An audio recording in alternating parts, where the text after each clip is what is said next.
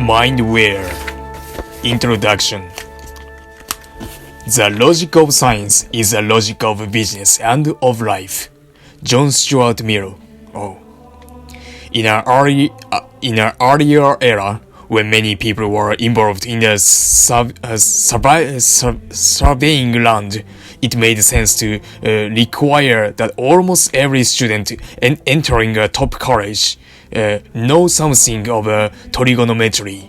Today, a basic grounding in probability, statistics, and decision analysis makes far more sense. Wow.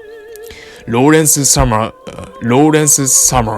former president of the Harvard University. The word cosine never ever comes up. Cosine. Lost trust, secrets of adulthood. You paid $12 for a ticket to a movie that you realize after the half an hour of watching it is quite uninteresting and tedious. Should you stay at the theater or leave? Right. You own 2 tickets, one of which has done quite well over the past few years and the other of which has actually lost a little since you bought it. You need some money and have to sell one of the stocks.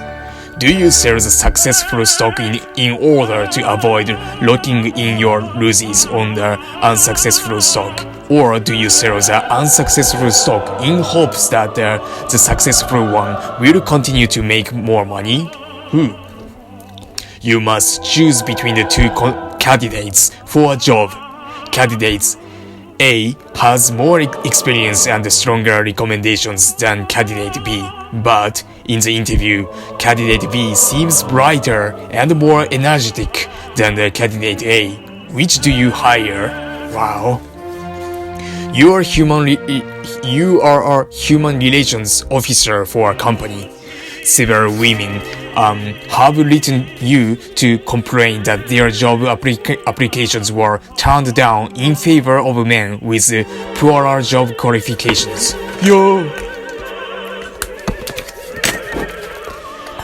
How could you go about finding whether there is a really discrimination on the basis of the gender? Time magazine recently reported that parents should not try to control their children's food intake because the parents who do that have children who are likely to be overweight. Really? Do you see anything dubious about that claim? People who have a drink or 2 of alcohol once a day have fewer cardiovascular problems than the people who don't. Assuming you drink less than that, should you increase your alcohol intake? Should you decrease it if you drink more than that? Problems like those above don't appear on the IQ test, but there are smarter and less smart ways of solving them. By the time you finish this book, you will have a cognitive toolkit that will allow you to think about such problems and infinitely more besides, much differently than you would now. Really? Really? How come you are so sure? The tools are 100 or so concepts, principles, and rules of influence developed by scientists in many fields, especially psychology and economics, and by statisticians, logicians, and philosophers. Sometimes common sense approaches to a problem produce errors in judgment and unfortunate actions. The concept in this book will show you how to think and act more effectively.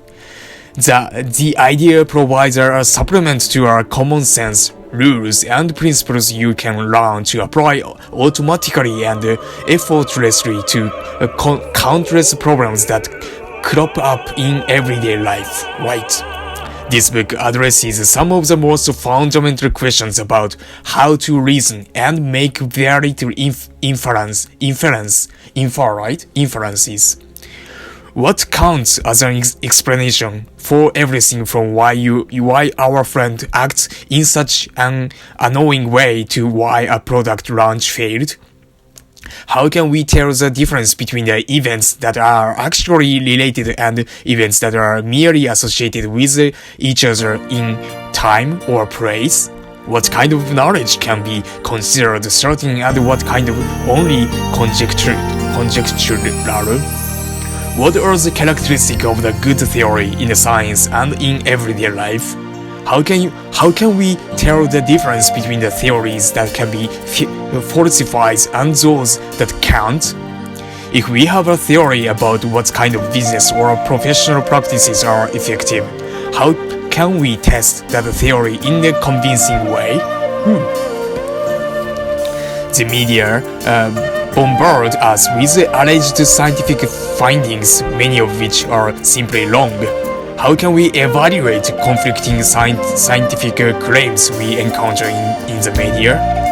When should we trust the experts, assuming we can find them, and when should we be dubious? And most important, how can we increase the likelihood that the choices we make will best serve our purposes and improve the lives of ourselves and others?